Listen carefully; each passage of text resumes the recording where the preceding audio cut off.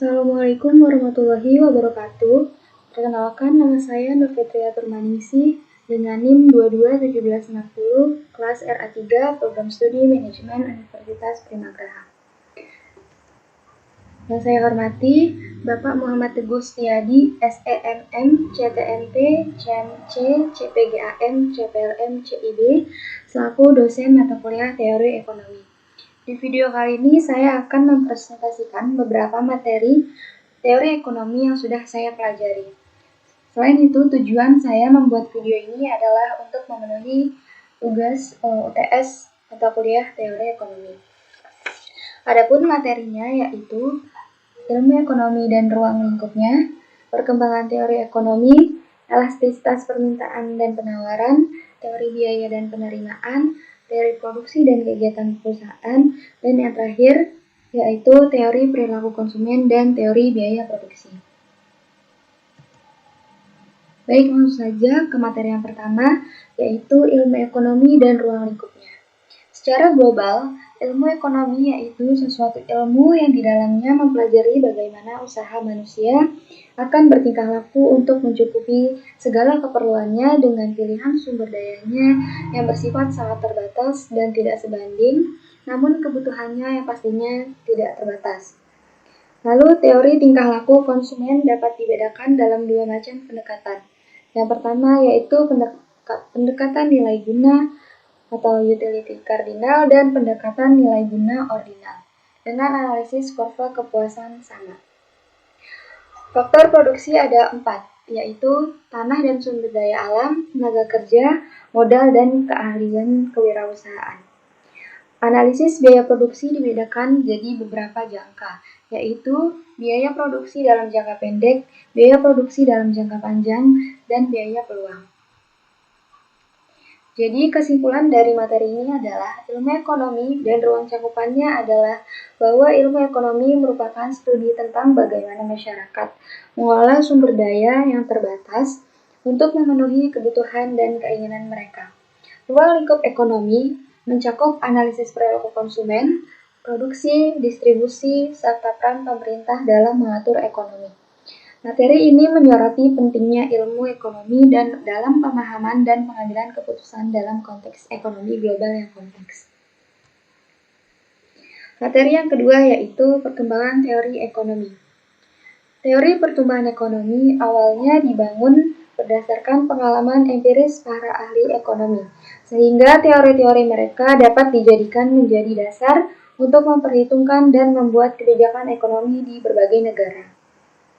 Perkembangan ekonomi adalah proses perkembangan berupa kenaikan dalam jangka panjang dari suatu negara A atau perusahaan A untuk menyediakan banyak barang yang mendukung perkembangan teori ekonomi yang disesuaikan dengan tingkat kebutuhan.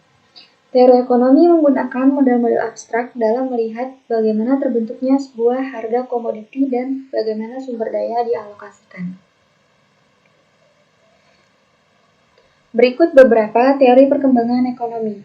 Yang pertama yaitu teori klasik, merupakan teori yang dikemukakan oleh tokoh-tokoh ahli ekonomi kaum klasik, yaitu Adam Smith dan David Ricardo. Yang kedua, ada teori neoklasik. Ekonomi merupakan teori yang dipopulerkan oleh para ahli ekonomi yang menganut aliran neoklasik. Adapun tokoh-tokohnya yaitu Joseph Schumpeter, Robert M. Solow, dan Harold Domar. Dan yang terakhir yaitu teori historis yang dikemukakan oleh Friedrich List dan Werner Sombart. Adapun faktor yang mempengaruhi pertumbuhan ekonomi. Yang pertama, sumber daya manusia.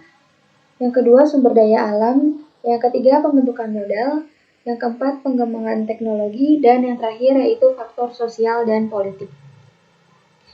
Jadi kesimpulan dari materi ini adalah indikator penting pertumbuhan ekonomi dalam suatu negara dapat meningkatkan distribusi pendapatan yang baik semakin merata.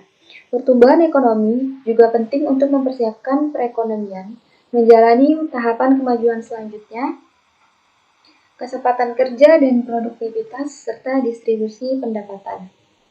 Pertumbuhan ekonomi dalam peningkatan kesejahteraan rakyat dikatakan semakin sejahtera jika output per kapita meningkat. Pentingnya pertumbuhan ekonomi mendorong munculnya teori-teori pertumbuhan ekonomi. Materi yang ketiga yaitu elastisitas permintaan dan penawaran. Jadi, teori permintaan menerangkan tentang ciri hubungan antara jumlah permintaan dan harga. Oleh karena itu, teori tersebut berasumsi bahwa ketika permintaan di pasar naik, maka harga barang pun akan ikut naik.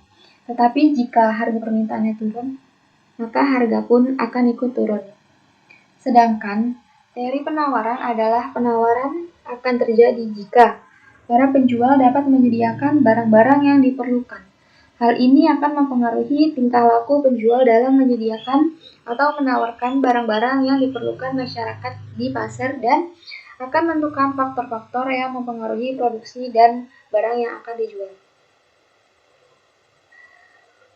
Pengertian dari elastisitas permintaan adalah suatu alat atau konsep yang digunakan untuk mengukur derajat kepekaan atau respon perubahan jumlah atau kualitas barang yang dibeli sehingga akibat perubahan faktor yang mempengaruhi. Pengertian elastisitas penawaran ialah perbandingan antara seberapa besar perubahan jumlah barang yang ditawarkan sebagai akibat dari perubahan harga. Jadi kesimpulannya, elastisitas harga permintaan mengukur seberapa banyak permintaan barang dan jasa atau konsumsi berubah ketika harganya berubah.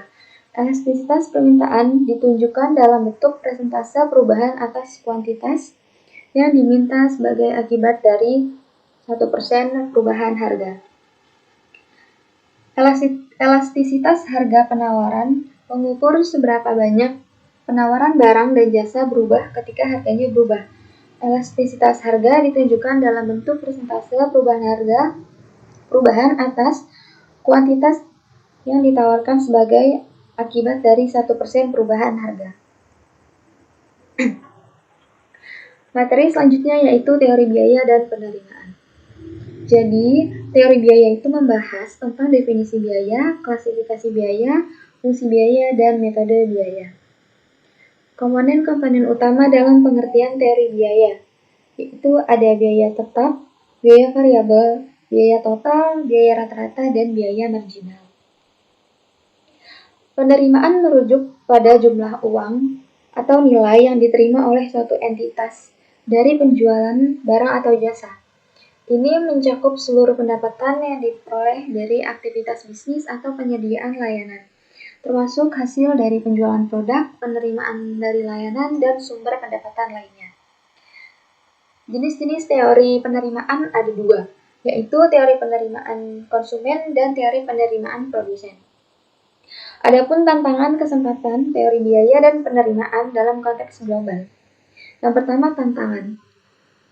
Tantangannya yaitu diversitas faktor produksi, perbedaan peraturan dan kebijakan, ketidakpastian dalam konteks global, produsen menghadapi ketidakpastian yang tinggi, dan untuk kesempatannya yaitu pasar yang lebih luas, pemanfaatan sumber daya yang lebih efisien, dan inovasi.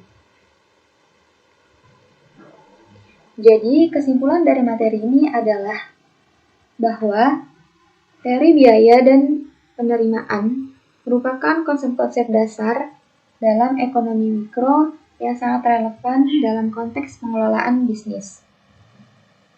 Teori biaya ini membahas elemen-elemen seperti biaya tetap, biaya variabel, biaya total, biaya rata-rata, dan biaya marginal, yang semuanya memberikan wawasan tentang aspek keuangan, produksi, dan operasional suatu entitas. Di sisi lain, teori penerimaan membahas konsep-konsep seperti total penerimaan, average revenue, dan marginal revenue yang memberikan pemahaman tentang cara produsen menerima dan merespon informasi, harga, dan permintaan.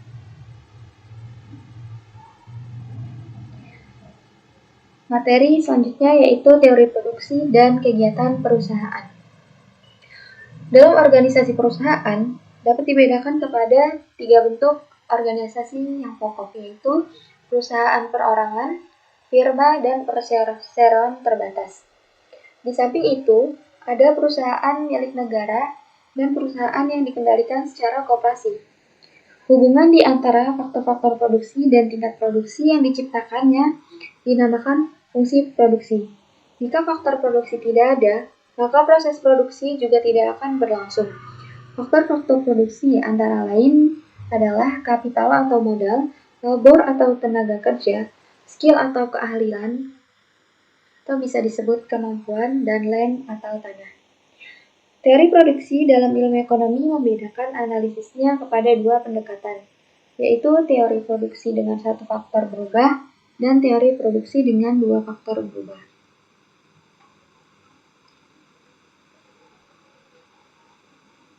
Materi yang terakhir yaitu teori perilaku konsumen dan teori biaya produksi. Perilaku konsumen itu bagaimana dan apa sih pengertiannya? Jadi, perilaku konsumen adalah suatu perilaku atau tindakan individu maupun kelompok konsumen dalam membeli atau mempergunakan produk ataupun jasa yang melibatkan proses pengambilan keputusan sehingga mereka akan mendapatkan produk ataupun jasa yang diinginkan oleh seorang konsumen. Faktor yang mempengaruhi perilaku konsumen ada 3. Yang pertama yaitu faktor budaya, faktor sosial, dan yang terakhir faktor pribadi. Menurut Peter dan Olson tahun 2010, terdapat 2 jenis perilaku konsumen, yaitu perilaku konsumen yang bersifat rasional dan perilaku konsumen yang bersifat irasional. Berikut adalah pengertian dari biaya produksi. Jadi, biaya produksi adalah biaya yang terjadi untuk mengolah bahan baku menjadi produk jadi yang siap untuk dijual. Tujuan perhitungan biaya produksi. Tujuan dari berdagang ialah mendapatkan untung dengan memperoleh pendapatan yang semaksimal mungkin dengan pengorbanan yang seminimal mungkin. Adapun jenis-jenis biaya produksi, yaitu biaya eksplisit atau biaya langsung dan biaya implisit atau tersembunyi. Selain itu ada unsur-unsur biaya produksi, biaya bahan baku, biaya sumber daya manusia, serta biaya overhead pabrik. Teori biaya produksi ada 2, yaitu teori full costing dan variable costing. Kesimpulan dari materi ini adalah bahwa teori perilaku konsumen berkaitan dengan cara individu dan rumah tangga membuat keputusan konsumsi yang dipengaruhi oleh faktor budaya, sosial, dan pribadi. Sementara itu, teori biaya produksi fokus pada cara perusahaan membuat keputusan produksi dengan memperhitungkan biaya tetap dan variabel. Terdapat pula jenis-jenis biaya produksi, unsur biaya produksi, dan teori biaya produksi seperti full costing dan variable costing. Dalam menghitungkan biaya produksi, perilaku dilakukan perhitungan yang akurat dan teliti untuk menentukan biaya harga produksi setiap produk. Baik, berikut materi yang bisa saya sampaikan. Semoga bisa bermanfaat. Terima kasih atas waktu dan perhatiannya. Kurang lebihnya mohon maaf. Wassalamualaikum warahmatullahi wabarakatuh.